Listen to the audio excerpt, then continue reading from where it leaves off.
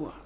हम परमात्मा को ना पहचान कर भटक रहे हैं। नहीं तो इतना आसान है मोक्ष, इससे आसान वस्तु है कोई नहीं, और इससे आसान कोई काम नहीं। जैसे रोटी खाना बनाती है बहनें, बेटियां, माताएं, और कितना जुगाड़ जोड़ती हैं। अब गिनती भी ना हो, इतने आइटम इकट्ठे करने पड़ते हैं। परात कितना, फिर तवा, चूल्हा, लकड़ी, तेल है, और फिर कटोरा, फिर चम्मच, फिर नमक, मिर्च, नरी आइटम इकट्ठी करके, और फिर आटा बनाना, फिर सब्जी काटना, छोंक लाना है। और इसी गर्मी हो चाहे सर्दी, उसमें वो चाहे वर्षा हो। अब तो कुछ एक गैस के चूल्हे चाले हो गए, नहीं पहले तो लकड़ियां जलाया करते थे, और अब भी जलाते हैं। 90% लोग लकड़ियों से ही अब खाना बनाते। तो गिल्ली हो जाए वर्षा के दिनों में, वो जल के देना, फूं फूं आँख लाल हो जाए, और फिर भी बना के छोड़े हम। और परमात्मा के भजन में कुछ भी तो ना, जीभ भी ना लानी, अरियो ना होता हमारे थे, देखे खोटे लाग रहे। जीवा भी नहीं हलानी, बिना जीभ के सिमण दे दिया मालिक ने। सांस तो आवेगा तुम्हें, लेट के ले लो, बैठ के ले लो, चलते लो, वो सिमण करो। और ये प्रथम मंत्र है, इसका जाप भी मानसिक करो, मौखिक नहीं करना। तो मौखिक तो जैसे अलग बैठे हो अकेले कर लो, नहीं मानसिक करो इसको। तो इस तरह इसमें कुछ भी ठाके ना लेना, और ना कोई जुगाड़ जोड़ना, और यूँ भी ना कर सकते फिर हमारे जैसे नालायक नहीं, फिर हम किसे भगत है। तो कहने का भाव ये है कि ये सबसे आसान है मोक्ष पाना। अब हम उसी प्रसंग पर आते हैं। तो ऐसे परमात्मा हमें चार्ज कर गए, और चार्ज करके चले गए। मालिक सहश्री राय थे, सहश्री चले गए। तो हम मालिक को नहीं पहचान सके, इसलिए उनसे विमुख हो गए थे। परमेश्वर ने एक लीला की थी।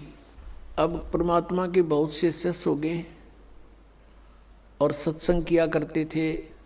वहाँ पर भक्त आते थे, बेटियां बहनें भी आती थी। तो जब हमें सुख हो जाता है तो हम अपने परमात्मा में भी दोष निकालना शुरू कर देते। ये मन की आदत है, मन चाहता है इसे दूर करूं किसी प्रकार परमात्मा से। एक वैश्या थी गणिका, उस बेटी ने, बहन ने रात्रि के समय सत्संग सुन लिया।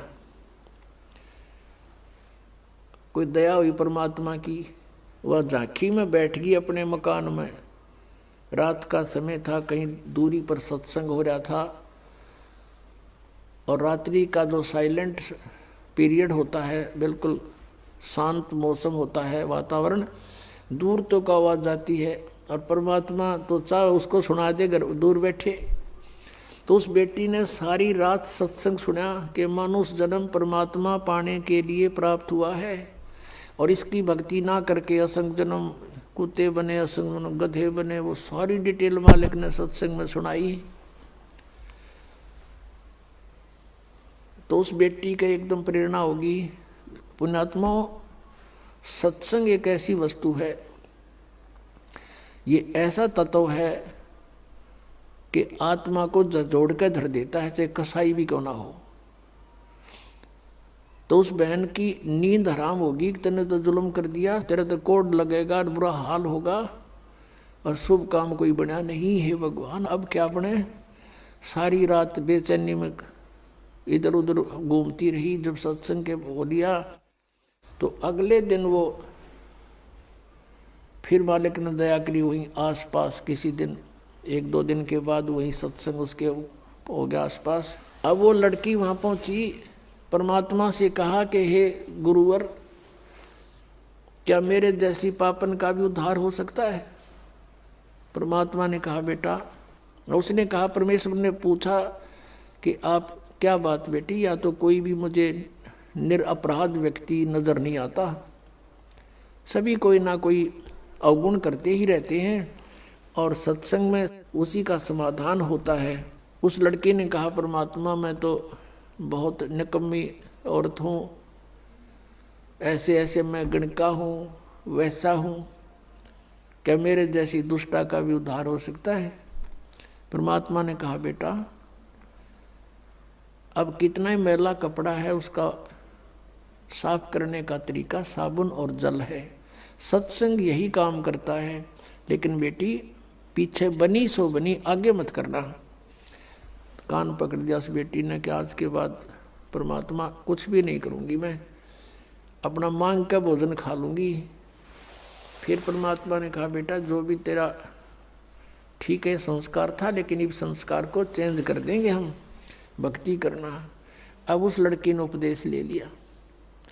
अब पुण्यात्मा जिसका लागा सोतन जाने, उसने तेन सोचा तू मरगी कति बिरान माटी होगी तेरी, और उम्र भी 40-45 के आसपास हो चुकी है। और पुण्यात्माओं को ये काल जगह जगह अच्छी बुरी तरह फंसाता है। तो उसके लगन लगी, पिछला संस्कार प्रबल था बेटी का, जहाँ भी सत्संग हो लड़की वहीं पहुँच जा और निकट जा बैठे मालिक के मुंह की तरफ देखे और सत्संग सुने, गहराई से विचार करे। अब क्या होता है कि वहाँ संगत में जैसे कोई और बाहर के व्यक्ति कहने लगे रहे तुम्हारे गुरुजी के पास तो वैश्या भी जान लगी, सुप्रसिद्ध वैश्या थी वहाँ उसकी काशी शहर की। तो कुछ एक ने तो अपनी बहन बेटियों को, अपने जैसे पुत्रों को जाना बंद करवा दिया, और कुछ एक जो वहाँ जाते थे वो उस लड़की को धमकाने लग गए, तो मत आया कर यहाँ पर, तूने गुरुजी की बेइज्जती करा दी है, सारे शहर में चर्चा हो रही है। अब वो रुके क्योंकि उसको तो मुश्किल तरह पाया बेचारी ने, और वहाँ से दूर होगी तो उसने हिसाब ला लिया कि तेरा तो नाश हो गया, नरक में भी ठिकाना नहीं है। तो अगले दिन परमात्मा के सामने रोने लगी, प्रभु आपकी बेटी है तो पापन, प्रदाता अपना आश्वासन दिया है कि पापी भी पार हो जाते हैं, इस आस में मैं आपके चरणों में लग रही हूँ और मुझे यहाँ आने के लिए मना किया जा रहा है। परमात्मा ने कहा क्या बात सारी बता, कि ऐसे ऐसे कुछ भक्त कहते हैं, कुछ माई कहती हैं कि तू नीच है, यहाँ मत आया कर, गुरुजी की बेइज्जती करा दी। तब परमात्मा ने कहा बेटा तू खूब आया करे, और तुझे मना करे उसको मुझे बताना है। फिर परमात्मा ने सत्संग के माध्यम से उनको आगाह किया, भाई कुष्टी हो वह संत बंदगी कीजिए, हो वैश्या के विश्वास चरण चित दीजियो। यदि कोई भगत के कोड भी लाग रहा हो, चाहे कैंसर हो रही हो, लाड़ पड़ती हो, और वो भक्ति कर रहा है, नाम ले रखा है, उससे नफरत नहीं करनी चाहिए, उसको भी सत्साई बुलावे, प्यार से बोले। ये तो किसी का भी हो सके यह बीमारी, तो आपका भी हो सके जब बकवाद करोगे तो। लेकिन अब वो भक्ति कर रहा है तो भक्त हो गया वो, और इससे उसको राहत भी मिलेगी। और जैसे कहते हो वैश्या के विश्वास चरण चित दीजिए, यदि किसी बहन बेटी गलती से किसी भी दुष्कर्म में फंसी हुई है और वो भी सच्ची लगन से भक्ति करती है, कहते हैं उसको भी रिस्पेक्ट देना, बकवाद नहीं करनी चाहिए। तो इस तरह के बहुत से प्रमाण दिए कि इंसान अपने अवगुणों को नहीं देखता, दूसरों में दोष निकालता है। और ये खास बात होती है कि चोर को चोर दिखाई देते हैं और दुष्कर्मी को सभी दुष्कर्मी दिखाई देते हैं। जैसे एक चोर आकर के एक नेक व्यक्ति के घर पर रुक गया, राह चलता अतिथि बन के।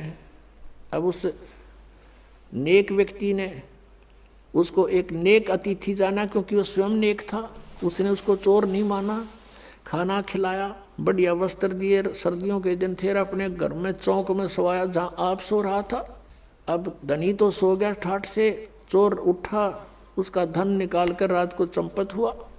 अब वो चोर तो चोर था, लेकिन उस नेक आदमी को चोर दिखाई नहीं दिया। फिर एक नेक व्यक्ति उस चोर के घर पर डट गया, राह चलता। अब उसने रोक लिया, रुक गया। अब वो नेक व्यक्ति तो सामने सो गया उसके घर पे, और वो सारी रात जागता रहा, कदे यूँ चोरी कर ले जा रात ने, कदे चोरी कर ले जा रात ने, यूँ जागता रहा। क्योंकि वो दोष उसमें खुद विद्यमान था, उस नेक व्यक्ति में नहीं था, अतिथि में।